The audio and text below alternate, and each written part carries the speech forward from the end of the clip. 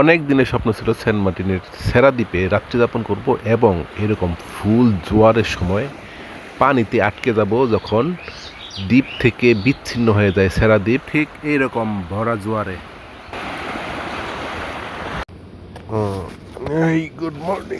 Good morning from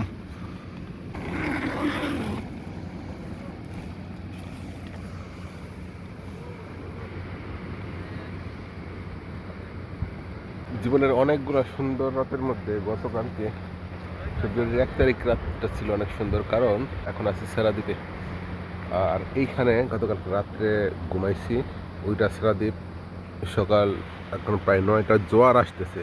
জোয়ারের পানিটা রাত্রে এইখানে গেছিল, এখন সকালে হয়তো আর একটু কম হবে, বাট কিছুক্ষণের মধ্যে এই রাস্তাগুলো ডুবে যাবে, মানে যেই রাস্তাগুলো হেঁটে সেরাদ্বীপে আসি।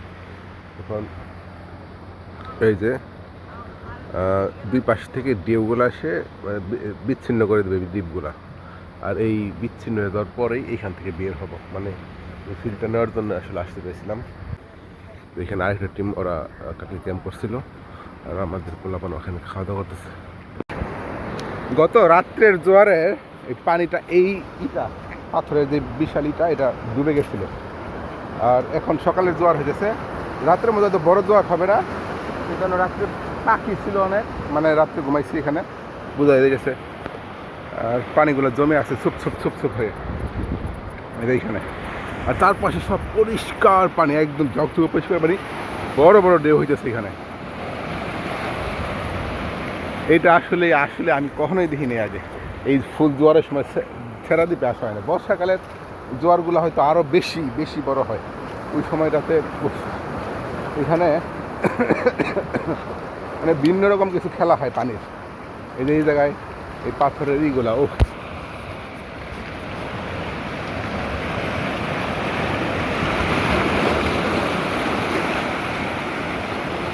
গরিব এবং ড্রোন নাই, তাহলে এই জায়গাগুলো কি সৌন্দর্য হইতো রে ভাই।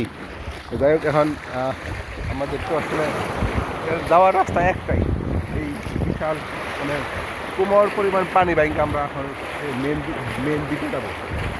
এইটা বেশি সুন্দর এই জায়গাটা। এই গারল, এটাই নিয়ে ফেলছো কেন তুমি? সুন্দর পরিবেশ, এই জন্য সাথে সময় রাখা যাবে না। বাহ,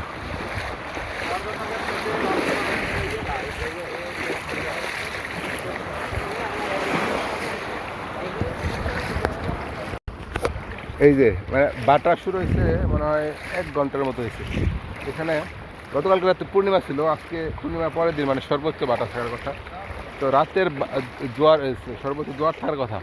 এখন রাতের জোয়ারের যে দিনের জোয়ার একটু তুলনামূলক কম হয়, এটা তো আমরা জানি। এখন এইখানটাতে সর্বোচ্চ আডু, মানে হাঁটু হাঁটু, আডু না, হাঁটু পর্যন্ত পানি হয়।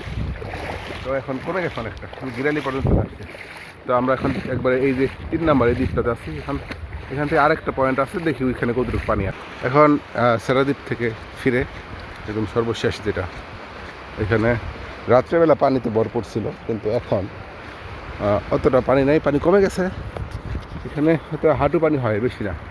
তার মানে এখন সেরাদ্বীপ ভ্রমণ করলে হাঁটু পানির বেশি কোথাও থাকবে না ফুল জোয়ারেও।